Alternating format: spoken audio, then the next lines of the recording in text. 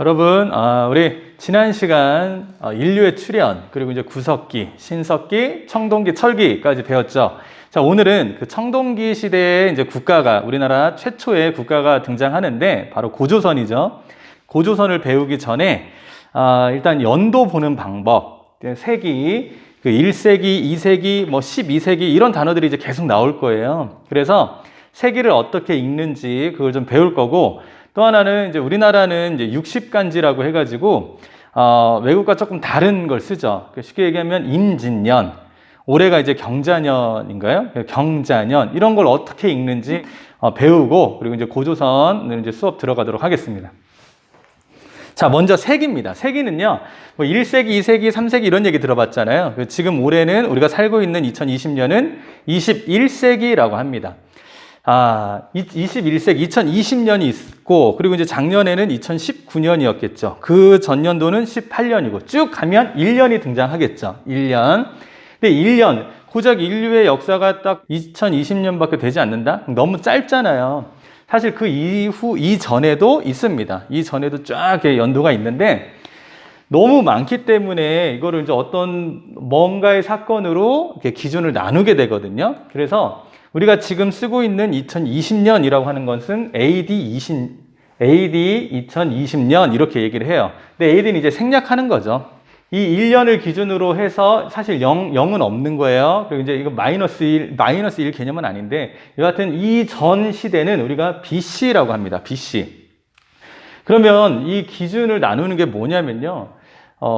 기독교, 이제 서양력을 따르는 거거든요. 이제 기독교에서는 이제 예수님이 되게 중요하잖아요. 그래서 예수님이 탄생한 날을 기준으로 합니다. 그래서 BC는 Before Christ라고 해서 예수가 오기 전에, 그리스도 이전의 시대를 얘기하는 거고, AD는 아노 도미니라고 해서 그리스도의 해라고 해요. 예수님을 그리스도라고도 하는데, 그분이 이제 오신 이후를 얘기를 하는 겁니다. 그래서 이렇게 나눌 수 있어요. 자, 이제 세기에 대해서 한번 볼 건데, 1세기는 센츄리 100년을 얘기하는 거거든요. 그래서 1세기는 언제냐면, 이렇게 쓸까요? 1년에서 100년을 1세기라고 합니다. 1년에서 100년. 자, 그러면 2세기는 뭐가 될까요? 너무 쉽죠? 101년에서 200년까지를 2세기라고 합니다. 그럼 3세기는요? 너무 쉽잖아요. 3세기는 201년에서 300년을 얘기합니다. 지금 우리가 사는 세기를 21세기라고 합니다. 21세기는 몇 년에서 몇 년일까요? 그렇죠. 2001년에서 2100년까지를 얘기합니다. 그래서 우리가 2020년이니까 여기 속해 있잖아요. 그래서 지금 우리는 21세기에 살고 있다라고 볼 수 있죠. 자, 이거는 쉬운데, 이 BC로 가면 조금 헷갈릴 수 있겠습니다. 숫자를 뒤집어서 봐야 되거든요. 그 전에 한번 퀴즈 한번 내볼까요? 우리 잘 아는 일본이 우리나라를 침략한 해를 한번 써볼게요. 그 조선시대 때 한번 크게 침략을 하잖아요. 그게 1592년입니다. 자, 이거는 몇 세기일까요? 1592년은 16세기가 되겠죠. 16세기. 왜냐? 16세기 같은 경우는 1501년에서 1600년이니까. 여기 사이에 들어있는 거죠. 1592년은 16세기, 그리고 거의 1600년에 가깝기 때문에 16세기 말이라고 부릅니다. 이해했죠? 자, 넘어가고 이제 BC를 볼게요. 자, BC는 우리 AD는 여기서부터 그냥 여기까지 쭉 이렇게 오면 되는데, 여기서는 반대로 가는 겁니다. 반대로. 그래서 기원전이라고 불러요. 우리가 BC를 기원전, 이거는 기원후라고 하는데, 자, 기원전 1세기는, BC 1세기는 반대로 여기가 더 오래된 숫자잖아요. 이것도 더 오래된 숫자죠. AD 1년하고 100년하고 났을 때 AD가 더 오래된 숫자이기 때문에 오래된 숫자를 먼저 써주는 겁니다. 거꾸로 써주면 돼요. 100년에서 1년까지가 되겠죠. BC 2세기, 기원전 2세기는 이것도 쉽죠. 200년에서 101년이 되겠죠. 101년. 심화해서 한번 해볼까요? 기원전 12세기 하면 어떻게 될까요? 기원전 12세기. 그쵸? 1200년. 자꾸 그쪽 하고 있죠. 아무도 대답 안 하는데. 1101년. 이렇게 되겠습니다. 좀 이해했나요? 세기는 이렇게 봅니다. 그래서 우리가 기원전 2세기라고 했을 때는 200에서 101년 사이의 연도를 생각하면 되겠습니다. 우리나라가 이제 지난 시간에 철기를 배웠지만 철기가 기원전 4세기에 부터 이제 들어왔다고 하거든요. 철기를 사용했대요. 기원전 4세기면 몇 년에서 몇 년 사이일까요? 400에서 301년. 요 즈음에 철기가 이제 만들어지고 사용되었다. 철기 시대가 도래했다라고 보면 되겠습니다. 자, 이해했나요? 네. 그리고 오늘 배울 내용이 고조선인데 고조선이 건국된 연도가 이렇게 돼요. 2333년이라고 합니다. 자, 이건 몇 세기일까요? 기원전 몇 세기? 세기로 하면 24세기가 되겠죠. 24세기. 왜냐? 24세기는 이렇게 되니까 2400년에서 2301년. 이 사이에 들어가기 때문에 기원전 24세기라고 합니다. 고조선이 건국된 해다라고 이렇게 볼 수 있습니다. 자, 좀 전까지 세기에 대해서 배웠습니다. 자, 지금 다음으로 60갑자에 대해서 배울게요. 60간지라고 해도 되고요. 자, 60갑자는 60년을 한 주기로 보는 거예요. 한 주기로. 그래서 우리가 이제 환갑 이렇게 얘기하잖아요. 환은 이 갑이 다시 돌아왔다는 얘기예요. 60년을 주기로 해서 다시 돌아왔다라고 해서 이제 환갑, 60세 때 환갑잔치 우리 할아버지들 이제 하잖아요. 60갑자에 대해서 한번 살펴보겠습니다. 우리나라 연도는 대부분 요걸 많이 쓰거든요. 과거에 있었던. 현대는 현대도 뭐 쓰긴 쓰죠. 근데 역사에서는 거의 다 뭐 임진왜란, 뭐 을미사변, 을사 이런 것들이 다 여기 60갑자로 표기된 그런 연도입니다. 살펴볼게요. 60갑자는 두 가지로 되어 있습니다. 첫 번째 10개의 간, 그 다음에 12개, 두 번째로는 12개 12지신, 이거 들어봤잖아요. 그거예요. 12지신. 자, 10간으로는 10개가 있는데 갑을병정, 익숙하죠. 갑을병정, 무기, 경신, 임계 이렇게 있습니다. 자, 12지신으로는 자축, 인묘, 진사, 오미, 신유, 술, 해 이렇게 해서 이제 동물들을 이제 나타낸 거죠. 동물 신들을 나타낸 겁니다. 이거 뭐 다 알겠지만 자는 쥐이고 축은 소, 그다음에 이는 호랑이, 묘는 토끼, 지는 이제 용, 사는 뱀, 이제 오는 말, 그리고 이제 미는 양이고 신은 원숭이, 유는 닭, 술은 개, 그다음에 해는 이제 돼지입니다. 이렇게 해서 연도를 이렇게 보는 이렇게 같이 묶는 거예요. 갑자년 이렇게 해서 갑자년. 그다음에 다음 연도는 을축년 이런 식으로 진행이 되는 겁니다. 을축년. 그다음에 병인년, 정묘년, 무진년, 기사년 쭉쭉쭉 가다 보면 여기서 끝나잖아요. 이게 12개니까. 그러면 다시 이렇게 갑술년, 을해년 이렇게 해서 한 바퀴 60년 딱 돌면 다시 또 갑자년이 오잖아요. 이렇게. 환갑이다라고 하는 겁니다. 이게 왜 중요하냐면 연도를 볼 때 굉장히 도움이 많이 돼요. 연도 문제가 가끔 나오거든요. 되게 치사한 문제인데 공무원 시험에서는 많이 나오잖아요. 갑은요, 우리 아라비아 숫자로 4를 얘기합니다. 4. 을은 5, 병은 6, 정은 7, 8, 9, 0 하고 다시 여기 1, 2, 3 이렇게 돼요. 이렇게. 그래서 한번 해볼까요? 이 숫자를 알아놓으면 되게 좋은 게 뭐냐면, 우리가 이제 잘 아는 임진왜란이라고 했잖아요. 임진년에 일본 왜군이 쳐들어왔다라는 거죠. 난을 일으켰다. 이렇게 임진왜란이라고 합니다. 자, 그러면 임진왜란은 몇 년도냐라고 했을 때 1592년입니다. 1592년 까먹을 수가 없어요. 왜 그러냐면 숫자 여기 임이 있죠. 임 한번 찾아볼까요? 위에서 임. 그러면 숫자가 끝에가 무조건 2로 끝납니다. 숫자가 끝에 2로 끝나요. 이렇게 찾으면 되겠죠. 임진년. 그리고 여러분들 들어봤죠? 이완용, 박재순, 권중현, 그 다음에 뭐 이지용 이런 애들 생각하면 이근택, 을사오적이라고 하잖아요. 나라 팔아먹은 거, 외교권을 이때 이제 빼앗겼죠. 이 또 히로부미에 의해서, 일본에 의해서 그때를 우리가 을사조약 또는 을사늑약이라고 합니다. 을사늑약은 우리 앞에 거는 잘 모르더라도 뒤에 숫자는 확실히 알 수 있어요. 자, 을이 들어갔네. 을 찾으면 되죠. 여기 이렇게 들어가네요. 을. 그래서 끝에가 앞은 잘 모르더라도 끝에가 5로 끝나는구나 라는 걸 알 수 있습니다. 1905년입니다. 1905년. 자, 어렵지 않죠? 그리고 이제 우리나라 나라를 빼앗기잖아요. 일본에 의해서 일제 강점기의 시작. 나라 이제 빼앗긴 연도가 1910년입니다. 10년.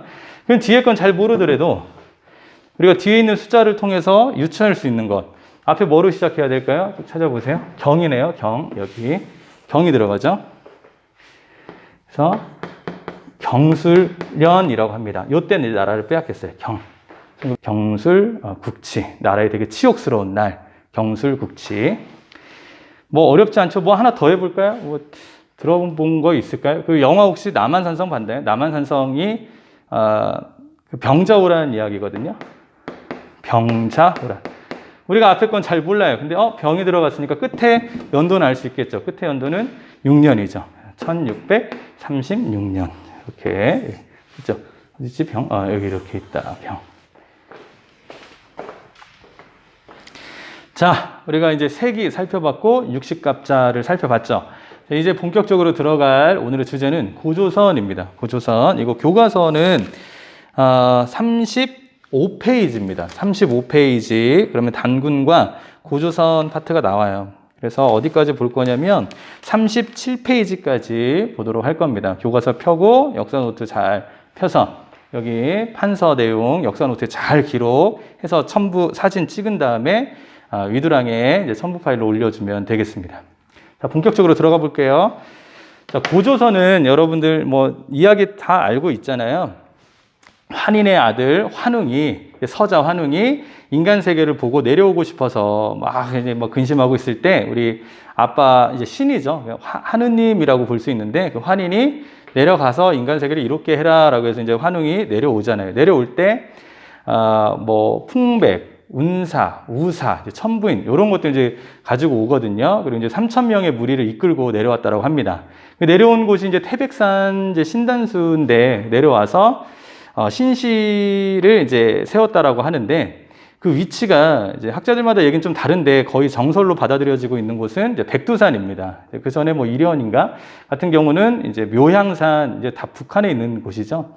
이라고 했는데 이제 저희는 이제 백두산으로 보고 있습니다. 자, 살펴볼게요. 고조선을 이제 만든 사람, 건국한 사람은 단군 왕검이라는 사람입니다. 자, 단군 왕검 이름에서 볼 수 있듯이 단군이라는 뜻은요, 제사장을 나타내는 거거든요. 그리고 이제 왕검은 정치하는 사람들, 왕 이렇게 생각하면 돼요. 그래서 정치, 제사장과 정치, 그러니까 제사장이라는 말은 종교를 얘기하겠죠. 그러니까 종교 지도자이면서 정치 지도자를 같이 하는 거예요. 그래서 우리가 재정일치사회라고 합니다. 재정일치사회. 한 사람이 종교도 관리하고 정치도 관리한다라는 얘기죠.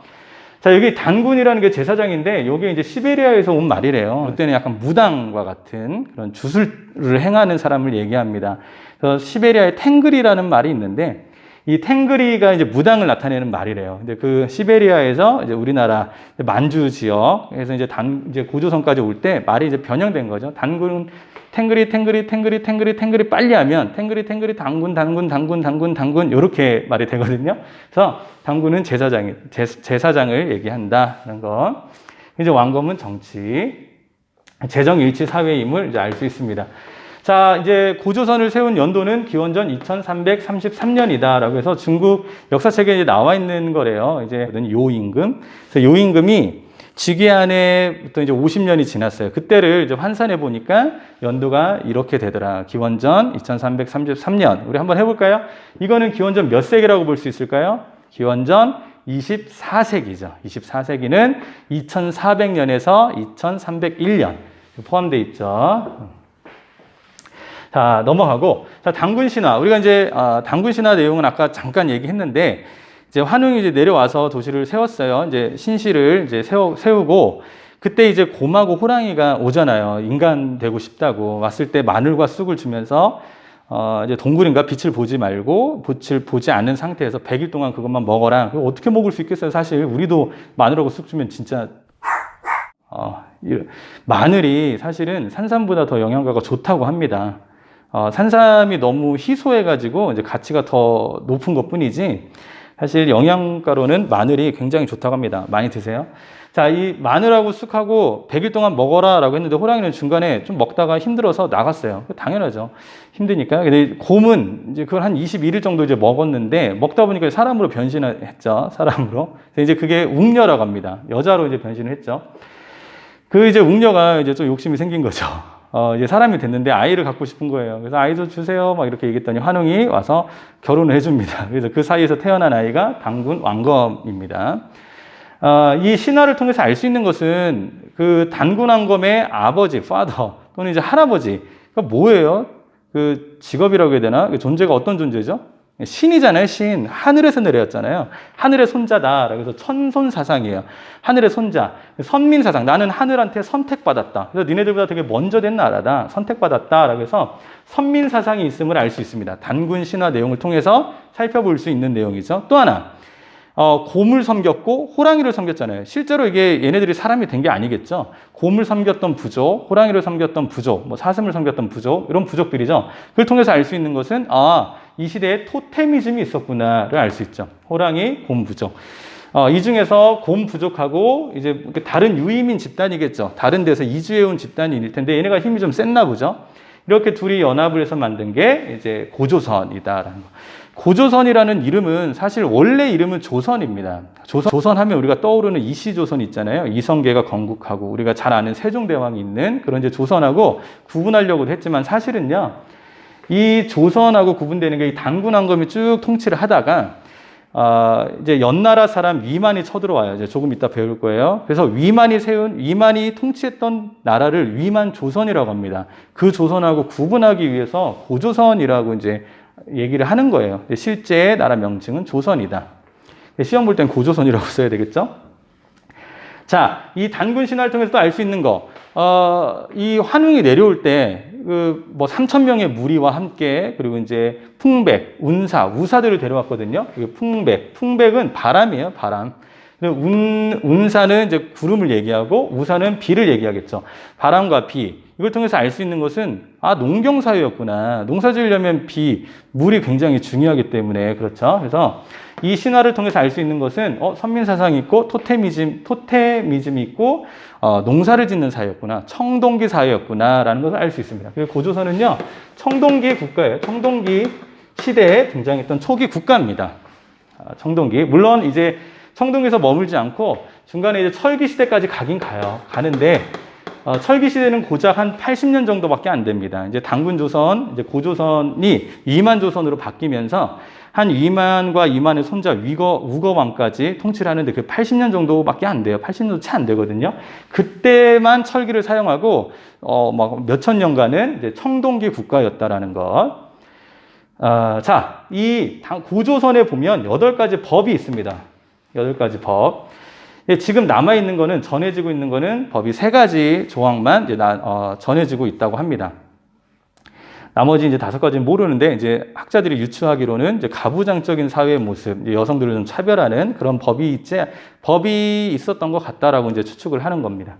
자, 3개의 조항만 전해지고 있는데, 내용을 살펴보면요. 첫 번째는 살인한 죽을 사자거든요. 살인한 사람은 사형입니다. 사형. 우리나라에서도 공식적으로 폐지된 건 아니죠. 실시만 안 하고 있는 것 뿐이고, 살인한 사람은 사형이고요. 상해, 이렇게 때린 사람이 있잖아요. 이제 그런 사람을 상처 입힌 사람은 곡식으로 이제 갚습니다. 곡식이 있는 걸 통해서 알 수 있는 것, 농경사회였구나라는 거. 적어도 구석기는 아니죠. 곡식으로 갚았구나를 통해서 알 수 있죠. 또 하나는 도둑질을 합니다. 이제 도둑질을 한 사람은 노비로 만들어버려요. 되게 세죠. 그러니까 그만큼 이 곡식이 중요했다라는 거예요. 이제 먹는 거 지금이야 너무 풍족하잖아요. 그래서 우리가 남기기도 하는데 그러지 않았던 1950년대, 60년대 사회만 보더라도요. 보릿고개라고 하지 않습니까? 되게 힘들잖아요. 그때는 이제 먹는 게 돈보다 더 가치 있는 거였던 것 같아요. 이때도 그래요.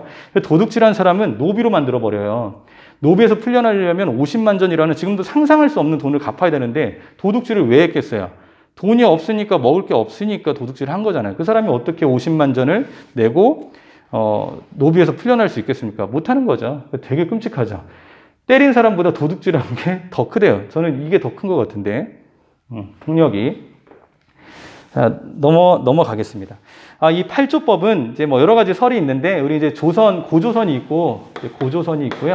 단군왕검이죠. 단군왕검. 그러니까 단군이 이제 통치하다가, 단군이라는 것은 그냥 왕의 명칭이라고 생각하면 돼요. 호칭이라고. 뭐 1908년 이렇게 살았다는데 실제 그렇게 살았겠습니까? 단군이 있고요. 우리가 진짜 중요하게 살펴봐야 될 인물이 위만인데, 이 사이에 잠깐 기자라는 사람이 등장을 해요. 이제 우리나라 학계에서는 이제 인정 안 하기도 하는데, 이 기자는 중국에서 온 사람인데, 이 사람이 고조선에 와서 8개의 법을 전해줬다라고 이제 전해지고 있어서, 우리 조선시대 때는 이 고조선에서 이 단군보다 이 기자를 더 추앙했어요. 이 기자조선. 되게, 사대주의라고 하거든요. 좋은 건 아닙니다. 근데 우리는 그냥 그거 몰라도 되겠죠. 무시하고 그냥 고조선에는 8개의 법이 있었는데 그중에 3개만 전해지고 있다. 이런 내용들, 단군 신화라든지 고조선에 대한 내용이 나온 책이 있는데, 그게 첫 번째 삼국유사입니다. 이거 굉장히 중요해요. 이것도 이제 중요하죠. 단군하는 것도 중요하고 뭐 다 중요하네. 자, 삼국유사는 나중에 배울 거예요. 이제 삼국유사는 고려 때 스님이에요. 거의 고려 후기 정도에 가면 이련이라는 스님이 지은 책입니다. 스님인데, 여기에 이제 이제 최초로 우리 고조선 이야기가 나옵니다. 제왕운기도 여기까지가 고려 때 만들었던 책이거든요. 이것도 고려 후기인데, 무슨 색으로 쓸까요? 이거 빨간색 이련. 이렇게 쓰게. 이거는 이승휴라는 사람이 쓴 책입니다. 여기도 이제 단군왕검 이야기, 고조선 이야기가 나왔습니다. 자, 여기서부터는 이제 조선 시대 때 쓰여진 책인데, 사실 그렇게 모르셔도 될 것 같아요. 이게 엄청 중요해요. 이 삼국유사라는 책이 중요합니다. 그리고 이제 한 제왕운기 정도 세종실록 지리지. 이건 뭐 알겠죠. 조선시대 세종실록. 세종실록 안에 이제 지리지 파트가 있거든요. 여기에서 고조선 이야기가 나온다. 응제시주는 이제 권근이라는 사람이 응제시를 쓴 거예요. 여기다가 주석을 단 것. 권람이라는 사람이 주석을 달았거든요. 여기 내용에도 나오더라라는 거. 세종실록 지리지는 넘어가고, 이것도 중요합니다. 중요하고. 동국여지승남하고 동국통감은 조선시대에 그 성종이라는 왕이 있어요. 세종만큼 이제 훌륭한 왕인데, 경국대전을 완성했고, 이 성종 때 쓰여진 책입니다. 이제 노사신이라는 사람이 썼고요. 동국통감은 서거정이라는 사람이 썼는데, 이거 같은 경우는 조선시대로 갔을 때 굉장히 중요해요. 많이 나오는 책입니다. 자, 넘어가겠습니다. 자, 고조선. 그럼 고조선은 어느 정도, 지금 우리나라를 얘기했을 때, 이렇게 보잖아요. 이제 한반도. 지도를, 선생님 그림 진짜 못 그려요. 이미 알겠지만. 그래서 이건 이제 최태성 아저씨가 이제 쓰셨던 지도인데, 이게 이제 저한테 딱 맞더라고요. 그러기가. 이게 한반도죠, 한반도. 이제 옷인가요? 이렇게 사람이 이렇게 웃고 있으면 이제 옷이 되는데, 아니고 한반도입니다. 지금은 우리가 이제 이렇게 남북이 나뉘어가지고 여기 남한, 북한 이렇게 돼 있잖아요. 여기 이제 두만강이 흐르고, 여기 이제 압록강이 흐르고, 여기 어딘가 이제 백두산이 이렇게 있겠죠. 이렇게 한반도인데, 고조선은 세력 범위가 어떻게 되는지 한번 살펴보면, 학자들마다 조금 다르긴 해요. 이제 뭐, 여기에 강이 하나 흐르거든요. 이렇게 빨간색으로 쓰게 강이 하나 흘러요. 이걸 야오어강이라고 하거든요. 요하강이라고도 합니다. 근데 이 강을 중심으로 해서 오른쪽은 요동, 왼쪽은 요서라고 하는데, 요서까지 포함됐다라고 이제 하는 사람들도 있지만, 대략 그냥 저도 그렇게 포함해서 쓸게요. 한 요 정도 위치됩니다. 요 정도. 여기가 이제 고조선의 옛 영토였다. 이렇게 이제 보면 될 거예요. 너무 내려왔나? 자, 대략 이제 이렇게 되는 거예요. 교과서 보면 더 잘 나와 있습니다. 교과서는 36페이지입니다. 36페이지에 보면 너무 잘 나와 있죠. 여기서도 랴오어강 왼쪽 요서까지 포함을 시켰네요. 그럼 이 지역이 고조선 땅이었는 걸 어떻게 알았냐? 증거를 내놔라. 라고 했을 때 유물이 발견되겠죠. 첫 번째 유물은 비파형 동검. 지난 시간에 배웠죠. 청동기 시대에 나왔던 청동으로 만든 검, 비파형 동검. 그러니까 이 지역에서 이게 발견된 거예요. 두 번째는 고인돌이에요. 고인돌인데 지난번과 다르게 앞에 탁자식이라는 게 써 있죠. 탁자식이라는 것은 이렇습니다. 고인돌이 크게 보면 두 종류가 있어요. 이게 돌이고요. 덮개 돌이고 괸돌이라고 해가지고 이렇게 사실 이쪽 면에도 있는 거예요. 이쪽에도 사각형이 된 거죠. 사각형. 이렇게. 이게 땅이에요. 이게 북방식, 북쪽에서 발견되는 탁자식 고인돌이라고 합니다. 탁자 같잖아요. 탁자식. 그래서 이거를 이렇게도 불러요. 북방식 고인돌. 북방 스타일이라는 거예요. 이렇게. CC는 어디 매장됐냐면, 이제 여기 이렇게 매장된 거죠. 꾀꼬닥 이제 죽은 거죠. 하고 이제 돌로 이렇게 막아 놓는 겁니다. 이렇게. 그냥 놔둘게요. 그 다음에 남방식 고인돌은 여기 앞에 오산에서 발견되는 거 있잖아요. 되게 커요, 이렇게. 덮개돌이 크고요. 여기 이제 조그맣게 이제 돌들 해놓은 거죠, 이렇게. 그럼 CC는 어디 있을까요? 여기에다 이렇게 묻어놨겠죠? 이제 뭐 널로 했겠죠? 이렇게 널로. 그래서 이 위에다가 해놓는 겁니다. 요거보다 제가 돌을 너무 크게 그렸는데 사실 이게 더 훨씬 더 크고요. 좀 권위를 상징합니다. 군장이었지 않았을까라고 이제 보는 거죠. 요렇게 생긴 고인돌이 발견되는 지역이 고조선의 영토였다라는 것을 이제 잘 기억하시기 바랍니다. 또 세 번째로는 미송리식 토기예요. 미송리식 토기는 우리 지지난 시간에 신석기의 빗살무늬 토기에 다른 점이 있다 그랬어요. 두 가지가 있는데 첫 번째는 밑에가 빗살무늬 토기는 첨저, 뾰족했는데 여기는 뾰족하지 않다, 납작하다라는 거. 두 번째 가장 큰 특징은 손잡이가 있다. 이거 손잡이가 있는 토기입니다. 자, 세 번째로는 거친 무늬 거울이 있습니다. 지금 살펴본 바와 같이 비파형 동검, 고인돌, 미송리식 토기, 거친 무늬 거울은 다 어느 시대 거죠? 청동기 거죠. 청동기. 그러니까 고조선은 청동기 국가였구나라는 것을 알 수 있습니다. 군장 국가였다. 아직 왕이라고 하긴 좀 그래요. 왕이라고 하기는 뭐 호칭이 이렇게 있지만 군장입니다. 뭐 영어로는 치플롬이라고 하는데 치프 이렇게도 하죠. 군장 국가였다라는 거. 자, 이제 이렇게 성립이 됐고 고조선의 다음 이제 고조선의 발전 그리고 고조선이 막 발전해가고 있는데 또 무슨 변혁이 일어나거든요. 두 번의 큰 변화가 일어납니다. 그래서 살펴보도록 하겠습니다. 자, 고조선의 성립을 살펴봤고 이제 발전으로 가겠습니다. 자, 고조선이 기원전 2333년 그러니까 BC 24세기 때에 만들어졌는데 이제는 거의 2000년이 지난 거죠. 기원전 4세기 정도에 가면 고조선이 굉장히 강해졌음을 보여줍니다. 첫 번째로는 이제 물론 이거 강한지 모르겠는데 자, 첫 번째로는 고조선이 원래 요령 중심 쪽에 있었거든요. 여기 지도를 보면 아까 얘기했죠. 이쪽 여기는 이제 한반도라고 하잖아요. 여기까지 한반도. 근데 이쪽을 이제 요령 지역이라 그래요. 요령. 이게 요동 반도거든요. 이거는 중국의 산둥 반도라 그러는데 우리는 한반도고요. 여기서 이제 잠깐 상식이죠. 반도라는 개념은 삼면이 바다를 끼고 있는 곳을 반도라 그럽니다. 사면이 바다를 끼고 있으면 섬이라 그러죠. 자, 여기 요령 지역, 요령에서부터 이렇게 고조선이 이렇게 넓게 퍼져 있었는데 수도가 요령 중심에서 이 한반도 북부 쪽으로 이렇게 평양, 지금 우리가 알고 있는 평양 쪽으로 이사를 했대요. 이사를 한 이유가 뭐냐면 이렇게 갔죠. 이사를 한 이유가 중국의 바이예요. 바이 뭐뭐에 의해서 중국의 연나라라고 있거든요. 이게 춘추 전국 시대. 예전 청동기 이제 철기 시대 때 선생님이 얘기했죠. 이제 중국과의 교류하면서 화폐 얘기를 하면서 했는데 이제 7개의 강한 나라들이 있었는데 그 중에 연나라가 있었어요. 우리하고 이제 마주 보는 나라였거든요. 접경 지역에 있는 국가였는데 연나라가 엄청 셌습니다. 당연히 당시에는 선생님 얘기했죠. 4대 문명의 발생지인 한 곳이 중국 황허 문명이라 그랬잖아요. 근데 그럴 정도로 중국이 먼저 더 발전해 있고 부강한 국가였는데 연나라하고 사실 다툼이 있어요. 우리 고조선하고.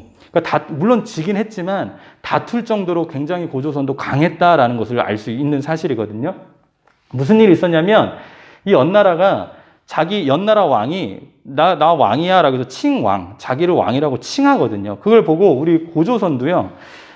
조선후라고 해서 조선의 뭐 제후 이런 느낌인데 조선후가 야 니네만 왕이라고 하냐? 그럼 나도 왕이라고 할래. 그래서 왕이라고 칭해버립니다. 그랬더니 연나라가 야 니네 왕 쓰지 마. 왜 니네도 왕을 쓰니? 왕이란 칭은 나만 쓸 수 있어 라고 얘기하는 거죠.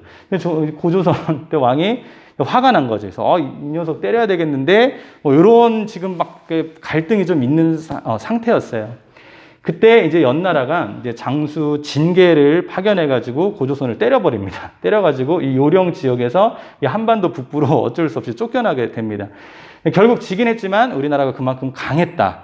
지금으로 얘기하면 이제 미국이나 중국, 뭐 러시아랑 이제 우리가 한판 할 수 있을 정도로. 자, 이때 또 증거가 하나 있어요. 요령에서 이제 한반도 북부로 간 거 증거 하나. 두 번째는 왕위를 세습하거든요. 부왕이라는 왕에서 준이라는 왕으로 이렇게 세습해요. 얘는 아빠고 아들입니다. 여러분들 그 왕권을 세습한다라는 얘기는 왕권이 강하지 않고서는 불가능해요. 왜냐하면 밑에 있는 신하들이 좋아하겠어요? 안 좋아하죠. 왜 니네 가족만 왕을 해? 왕권이 약하면 그럴 수 있습니다. 이때는 왕권이 좀 강했기 때문에 왕위를 세습하는 데 있어서 아무 문제가 되지 않았던 거죠. 근데 이렇다고 해서 이 고조선을 고대 국가라고 볼 수는 없습니다. 이때 그냥 좀 한시적인 모습만 보였던 거예요. 쭉 이어서 한 100년, 200년, 300년 이렇게 유지됐을 때 그때 그 유지된 상태, 정치 상태가, 정치 체제가 유지되었을 때 그 사회가 변화됐구나를 보는 거지, 이렇게 한시적으로 나타낸 걸 가지고 고조선은 고대 국가였다라고 섣불리 판단하면 안 됩니다.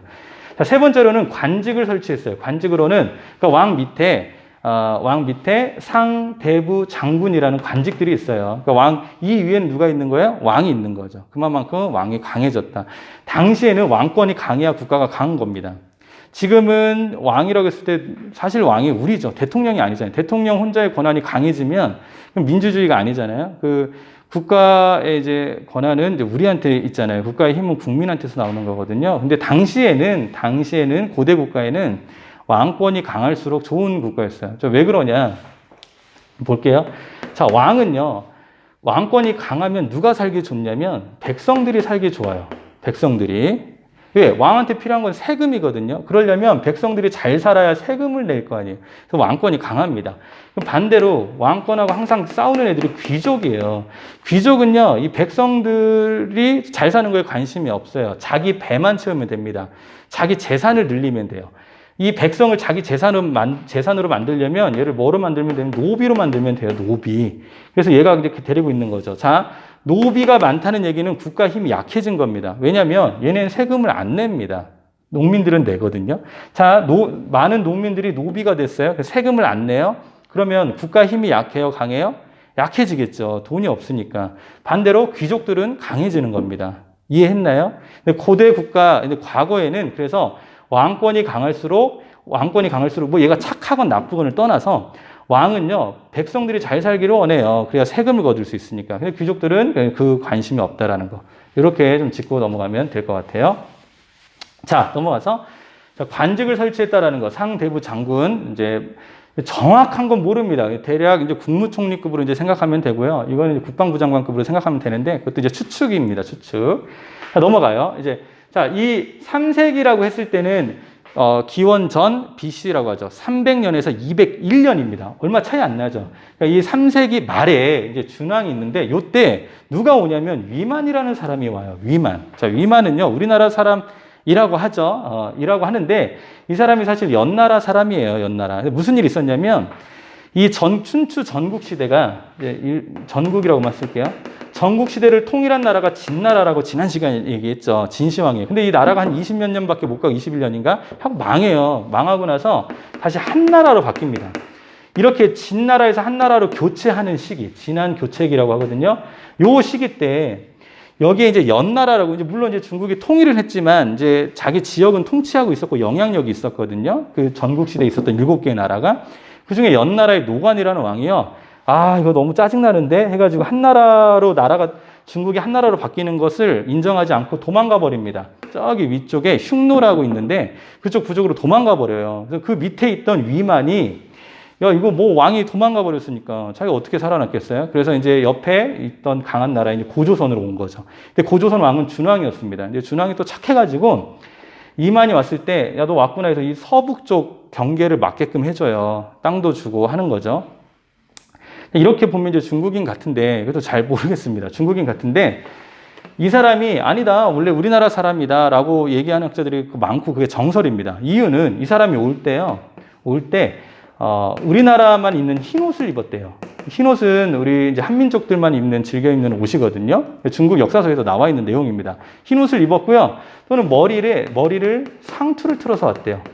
상투 트는 거 있잖아요. 이것도 우리나라의 전통 문화라고 하거든요. 상투를 틀어서 왔어요. 흰 옷 입고 상투를 틀어서 왔고. 자, 위만조선이 이 영상이 중간에 끊겼어가지고 다시 찍는 거예요. 그래서 이제 필기가 좀 되어 있죠. 이렇게 설명 열심히 다 했는데 녹화가 안 되고 있었어. 진짜 짜증나죠.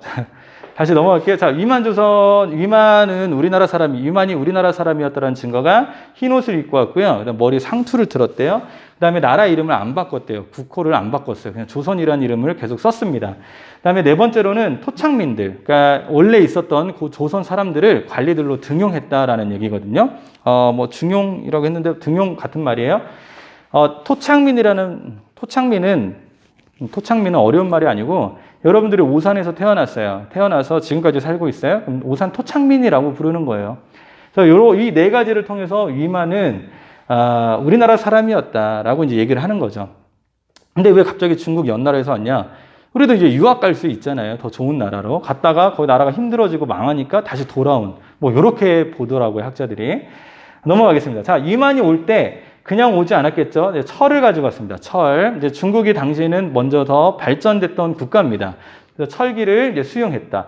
철을 쓰는데 그렇다고 해서 위만조선, 그러니까 고조선을 철기 시대다라고 포함시키기엔 무리가 있어요. 왜냐하면 이 친구는 기원전 194년, 그러니까 세기로 바꾸면 2세기죠. 2세기 막 시작했으니까 초죠. 2세기 초에 시작해가지고 이 손자 때 이제 멸망하거든요. 기원전 108년이니까 2세기 말입니다. 그러니까 2세기 초에서 2세기 말, 고작 한 80년 정도 하고 망하기 때문에 2000년 동안, 2000년이 넘게 청동기 국가였던 시대를 뭐 철기 국가다, 연맹왕국이다라고는 할 수 없죠. 그리고 연맹적인 모습이 보이지 않거든요.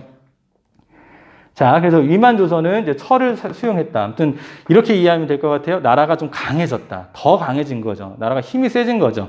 철기라고 하면 지금으로 얘기하면 전투기, 뭐 탱크 이런 거예요. 이 정도로 이제 무기가 강한 거죠. 자, 이 위만조선은 나라가 힘이 강해졌기 때문에 중개무역을 하거든요. 중개무역은 이제 한반도죠. 이렇게 있으면 여기가 이제 중국 이제 한 나라가 있었죠. 중국에 한 나라가 있고 여기 이제 고조선이 있습니다. 조선 있고 그다음 여기 밑에 진나라라고 있어요. 뭐 기록이 많이 남아 있지는 않은데 나중에 이제 삼한이라고 해서 연맹왕국 때 배울 겁니다. 자, 이 고조선이 중간에 끼어 있는 거예요. 위만 조선이 끼어 있는 거죠. 이때는 이제 뭐 배가 지금처럼 이렇게 나침반이 발견되거나 뭐 항해 예술이 좋은 게 아니기 때문에 육로를 많이 이용하겠죠. 이제 한 나라가 그냥 쉽게 얘기를 드릴게요. 쉽게 예를 들면 한 나라가 아이폰을 1,000원에 이제 고조선한테 팝니다. 고조선이 그 아이폰을 얘한테 10,000원에 파는 거예요. 얘가 얼마 가져가는 거예요? 순이익이 9,000원 가져가는 거죠. 그리고 얘가 이제 갤럭시 S를 파는 거죠. 갤럭시 S를 역시 1,000원에 팝니다. 얘가 이제 한 나라에다가 갤럭시 S를 10,000원에 파는 거예요. 얘가 9,000원 가져가요. 총 18,000원을 가져가는 거죠. 이러다 보니까 한 나라 왕이 이제 열받는 거예요. 근데 당시 한 나라 왕이 엄청 유명한 왕이거든요. 이게 한 나라의 무제라고 불렀어요. 당시 왕을. 한무제가 서양으로 보면 뭐 알렉산더급이거든요. 진짜 유명한 왕입니다. 근데 얘가 이제 열받는 거죠. 열받는 거예요. 네가 이제 중간에서 폭리를 취하는구나라고 해가지고 고조선을 침략합니다. 이제 그게 멸망당하는 이유 중에 하나입니다. 하나. 이제 중개 무역이라는 게 뭐 조금 상식으로 가면 이제 중개라는 단어가 있고요. 중개가 있습니다. 중개. 이제 공인중개사 들어봤나요? 부동산. 이거 이제 집 거래하는 거 있잖아요. 집 거래할 때 공인중개사 부동산 아저씨가 이게 부동산이라고 칩시다. 이제 부동산 아저씨가 이 집을 10,000원에 사가지고 100,000원에 팔지 않잖아요. 그냥 둘이 연결해주고 수수료를 받는 거잖아요. 둘이 이어주는 것. 그거 이제 공인중개라고 합니다. 중개. 중개는 중간에 얘가 껴가지고요. 그 물건을 가지고 얘가 또 팔아버리는 거예요. 이렇게. 중개하고 구분하시기 바랍니다. 자, 이제 멸망당하는 모습을 보겠습니다.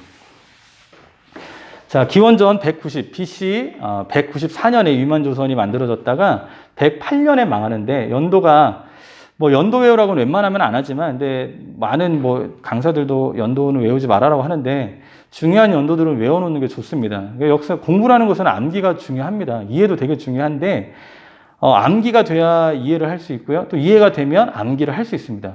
시험이라는 것은 결국 암기 싸움이잖아요. 그러니까 암기를 안 하고 어떻게 공부를 해요? 공부하려면 암기를 해야 되거든요.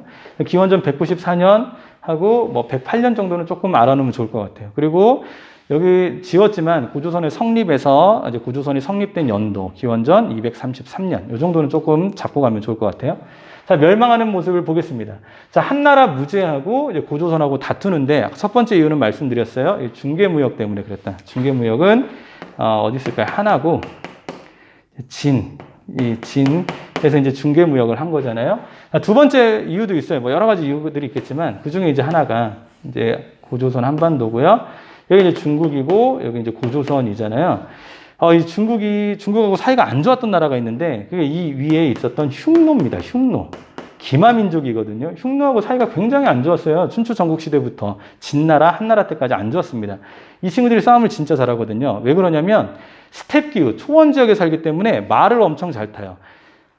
말이 당시는 아까도 얘기했는데 말은 전투기급이거든요. 그러니까 엄청난 무기입니다. 그러니까 말을 잘 탄다라는 것은 지금으로 이제 핵을 많이 보유하고 있다. 전투기를 많이 보유하고 있고 뿐만 아니라 말 타는 사람, 그러니까 전투기를 움직일 수 있는, 운전할 수 있는 조종사가 많다는 거거든요. 엄청 센 나라입니다. 중국에서도 막 힘들어했어요. 한나라의 고조, 한나라를 세운 고조가 한번 얘네한테 잡힌 적이 있거든요. 그 정도로 흉노가 엄청 셉니다. 근데 고조선하고 중국하고도 사이가 지금 좋지 않아요. 그러면 적의 적은 친구가 될 수 있죠. 친구가 될 수 있기 때문에 이 한나라 무제가 이거 얘네 둘이 연합해버리면 이거 내가 큰일 나겠는데? 라고 해서 연합을 못하게 하려고 고조선을 먼저 친 거예요. 얘를 치기엔 좀 부담이 된 거죠. 흉노가 워낙 세니까. 고조선을 먼저 쳐들어온 겁니다. 이런 이유, 아까 중개무역하고 이런 흉노족 때문에 쳐들어왔다. 한무제가. 쳐들어왔을 때 이 위만의 손자인 우거왕 때거든요. 근데 우거왕이 열심히 싸웠어요. 한 1년 정도를 막아냅니다. 한나라의 무제를. 교과서에도 나와 있는 내용이에요. 한나라의 무제를 막아냈는데 안에서 내분이 일어나요. 한나라 너무 센데 한나라한테 항복하자라고 주아파랑 아니다 끝까지 싸우자 그래서 주전파랑 다툼이 일어납니다. 그 와중에 주아파에 의해서 우거왕이 죽게 됩니다. 그래서 이때 고구려 수도가 왕검성이라는 곳이었는데 원래 평양이었다가 이제 이렇게 옮겼나 보죠. 그래서 왕검성이 함락되면서 조선은 끝나게 됩니다. 그래서 이제 한나라가 이 우리 조선 땅에다가 자기네 지역을 만들어 버려요. 그러니까 한 군현을 설치하는데 어려운 말이 아니에요. 군은요, 지금 우리로 얘기하면 경기도, 전라도 이런 개념입니다. 현은 도 밑에 있는 시를 얘기하겠죠.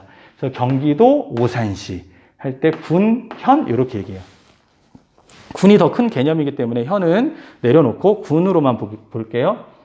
한나라가 군을 세웠는데, 군을 설치했는데 4개의 군을 설치합니다. 그게 한 사군입니다. 한 사군. 한나라의 4개의 군입니다. 한 사군은 4개가 있는데 그 중에 낙랑군, 진번군, 임둔군, 현도군 4개가 있어요. 요건 이제 대동강 유역에 있고요. 그 밑에 임진강정도에 있고, 그러니까 황해도죠. 그다음에 임둔군은 이제 함경도 지역입니다. 말로 해서는 잘 모르겠죠. 이건 압록강 지역인데 여하튼 그냥 평양 쪽은 알죠. 대동강 유역. 요게 제일 셌어요. 낙랑군. 4개를 다 외울 필요 없고 낙랑군만 기억하면 되겠습니다. 진번군하고 임둔군은 금방 없어지고요. 이 현도군하고 낙랑군은 이제 고구려에 의해서 없어져요. 고구려 313년 미천왕이라는 왕이 나오는데 이름이 좀 이상하죠. 근데 미천하지 않았습니다. 그 미천왕 때 이 한사군을 다 이제 몰아내 버립니다. 대단하죠. 그리고 이제 법이 원래 고조선의 법은 8개라 그랬잖아요. 그 중에 전해지는 건 3가지다. 3조만 전해지고 있다라고 했는데 법이 60개로 늘어납니다. 60개로 늘어난 건 사회가 발전했다라고도 이제 볼 수 있지만 이렇게도 볼 수 있지 않을까요? 나라가 없어졌어요. 고조선 사람들이 그냥 나라가 망했네. 중국에 의해서 없어졌네. 뭐 그냥 그런가 보지. 이러지 않을 거 아니에요. 뭔가 독립을 위해서 독립을 쟁취하려고 열심히 투쟁할 거 아닙니까? 사회가 되게 혼란스럽겠죠. 그 혼란한 걸 뭐로 통치해야 돼요? 힘으로만 할 수 없잖아요. 그래서 법을 이용하는 거죠. 법을 만들어 버리면 되잖아요. 무단횡단하면 안 돼. 이런 것들. 이제 법. 그다음에 3, 4, 5 사람이 모여 있으면 안 돼. 한나라를 비방하면 안 돼. 이런 것처럼 법이 늘어났다라는 거. 법이 이제 지금은 이제 민주주의 국가에서 우리 국민들한테 모두 평등하게 적용되는 법이잖아요. 근데 이제 법이 만들어진 역사를 보면 사실 가진 자들이 자기 재산을 보호하기 위해서 만든 게 법입니다. 그래서 우리가 이제 민주주의의 시작점이라고 하면 프랑스 혁명을 얘기해요. 1789년에 프랑스 혁명에서도 법이 인권 선언을 얘기하잖아요. 잘 모르실 수도 있고 아무튼 그 프랑스 혁명 때 했던 인권 또는 이제 법이 제정될 때도 부르주아들 그러니까 상인 계층들 돈이 많은 사람들을 위해서 법이 제정이 돼요. 그들한테 유리하게끔 이제 그 법을 이제 확대 해석해 가지고 이제 차별 없이 이제 가진 자나 못 가진 자나 똑같이 이제 법이 적용됨으로 인해서 민주주의에서 가장 근간이 되는 중요한 그런 도구가 되겠죠. 근데 당시에는 안 그랬다라는 거죠. 이제 가진 사람들의 재산을 위해서 만든 거죠. 법. 좀 차별이 많습니다, 법이. 조선시대 후기로 가면 여성들이 굉장히 차별 많이 받거든요. 자, 이렇게 해서 우리가 이제 살펴봤습니다. 고조선의 성립, 단군 신화, 단군 왕검에서부터 이제 발전했고, 부왕, 준왕, 나라가 강해졌고, 요령에서 한반도 북부로 이동을 했고, 위만조선, 이제 위만이 건너 진안 교체기 때, 고조선으로 건너와서 위만조선을 만들고, 이때 이제 철을 가지고 왔다. 선진국에서 왔으니까, 중개무역을 통해서 한나라가 굉장히 열이 받았다. 한나라 부제가 중개무역과 흉노하고 이제 고조선이 연결될 거를 염려해서 고조선을 멸망시켰다라는 거. 왕검성이 함락됐고 항군연을 설치했다. 항군연은 군이 4가지가 있는데 한사군이다. 낙랑군, 낙랑군, 진번군, 임둔군, 현도군. 이 중에서 중요한 거는 낙랑군이다. 그리고 법이 60개로 늘어났다. 선생님이 이거 공부할 때 외울 때 이렇게 외웠어요. 이제 우거왕 때 이제 멸망을 했는데 우거 뭔가 이상하잖아요. 우거 고조선 이제 청동기 국가인데도 불구하고 우거에서 구석기 시대에 뭐 이렇게 오스트랄로피테쿠스로 돌아간 것처럼 말을 못하고 우거 해서 뭔가 퇴보된 왕이다. 이렇게 해서 우리가 고조선까지 다 살펴봤습니다. 자, 고조선까지 살펴봤는데 이제는 자꾸 이제 국가가 등장하거든요. 이제부터는 계속. 그래서 국가 발전 단계를 한 번 더 가볍게 살펴보고 가도록 하겠습니다. 자, 국가 발전 단계인데 이거는 군은 구석기입니다. 자, 구석기 때는 무리사회가 있었어요. 그러니까 국가라고 할 수 없죠. 그다음에 신석기 때는 시족, 족외혼 기억하면 되겠죠. 시족사회에 다른 시족하고 결혼하면서 이제 부족이 이루어졌다라는 거. 그 중에서 이제 강력한 부족들이 등장하잖아요. 그래서 청동기 때는 군장국가가 등장했습니다. 군장국가, 왕은 아니에요. 왕은 아니고 그냥 군의 리더라고 생각하면 됩니다. 대표적인 나라가 고조선이 있었죠. 그리고 좀 전에 살펴본 고조선이 있습니다. 그리고 이제 철기 시대가 되면 연맹왕국이라고 해서 군장 국가가 몇 개가 있는, 이렇게 할까요? 군장 국가가 이렇게 그냥 떨어져 있었어요. 이 중에 하나가 이게 고조선입니다. 이렇게. 근데 얘네들이 이제 연맹을 하는 겁니다. 이렇게 있으면, 이렇게 할까요? 이렇게 해서 얘네들이 이제 연합을 하는 거예요. 이렇게 연맹. 해서 가장 강한 애. 우리 5명 중에 네가 짱인데, 그래서 얘를 왕으로 만들어주는 거예요. 그렇다고 해서 왕이 엄청 센 건 아닙니다. 얘네 4개가 연합하면 얘는 뭐 물러나야 되겠죠. 실제로 그런 일이 벌어져요. 농사가 그 해 망했다. 그럼 이제 왕을 추방해버리죠. 죽이거나. 그렇게 되고 다른 애를 왕으로 만들어버립니다. 연맹왕국이에요. 왕은 있는데 왕권이 아직은 약하다.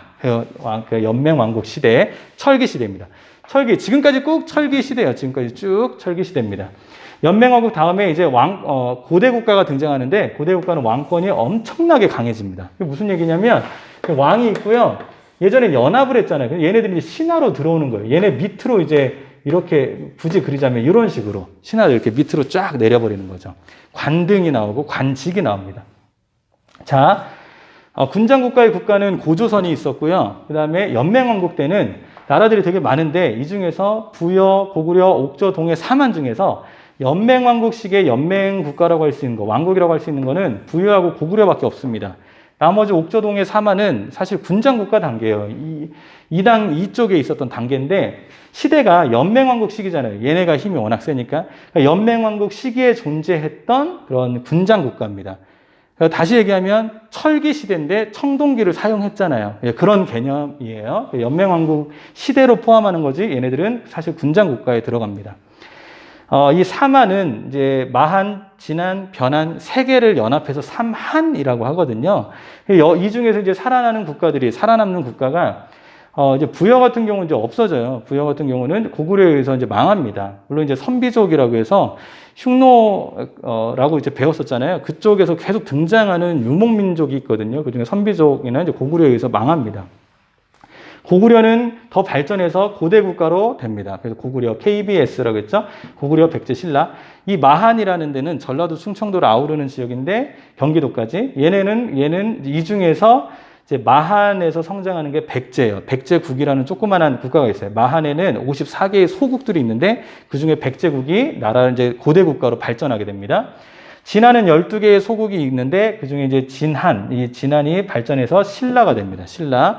변환에도 12개의 소국이 있는데, 자, 얘네 3개는 고대 국가거든요. 얘네 3개. 동그라미 친 거. 얘네 세 개는 고대 국가인데 이 가야는요 연맹왕국 체제에서 망합니다. 고대 국가가 되지는 않아요. 그러니까 고대 국가 시대에 존재했던 연맹왕국이다라는 거. 가야 전기가야 후기가야로 나눕니다. 이 가야는 고대 국가로 성장하지 못하는 이유가 이 가야의 왼쪽에는 백제가 있고요. 오른쪽에는 신라가 있어요. 굉장히 강한 두 나라들이 있어서 사이에 끼어가지고 발전이 좀 더디게 됩니다. 연맹왕국 상태에서 신라의 법흥왕, 진흥왕에 의해서 멸망하게 된다라는 것. 그리고 이제 고대 국가 살펴봤지만 더 가면 이제 계속 다 고대 국가예요. 고대 국가. 여기 또 통일하는 나라가 등장하죠. 통일하는 나라가 신라죠. 신라. 신라가 이제 통일하게 됩니다. 그래서 이제 통일신라 시대라고 하죠. 통일신라. 통신이라고 합니다. 통신. 그리고 고구려는 망했지만 그 유민들이 이제 세운 국가가 있어요. 그게 발해라고 합니다. 발해. 이렇게 있죠. 이제 발해 멸망하고 이제 통일신라한테로 이제 통일신라도 망하거든요. 그러면서 나오는 나라가 다음에 고려죠. 고려. 여기까지가 이제 고대 국가입니다. 여기 이제 중세라 그래요. 중세. 쓰자면 중세라고 합니다. 고대 국가가 있고 이렇게 쓸까요? 중세. 고려를 중세. 고려도 망하죠, 나중에. 항상 망하는 원인들 또 망하는 내용들이 거의 비슷합니다. 그래서 고려가 망하고 여러분들 잘 아는 조선 나오죠. 조선. 조선은 우리가 이제 근세라고 합니다. 근세라고 해요. 근세 시대라고 합니다.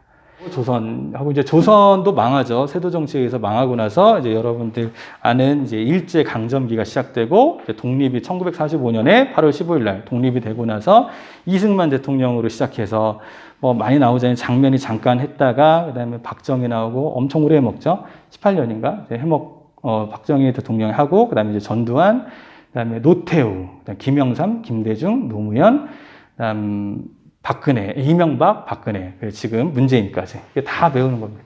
일단 국가 발전 단계에 대해서 살펴봤습니다. 자, 오늘 배운 내용을 토대로 문제 푸는 시간 갖도록 하겠습니다. 문제는 20년도 46회 한국사 능력 검정시험 중급 문제를 선생님 가져왔습니다. 한번 볼게요. 자, 2번 문제인데 밑줄 그은 이 나라에 대한 설명으로 옳은 것은 이라고 나왔네요. 이 나라 한번 찾아보겠습니다.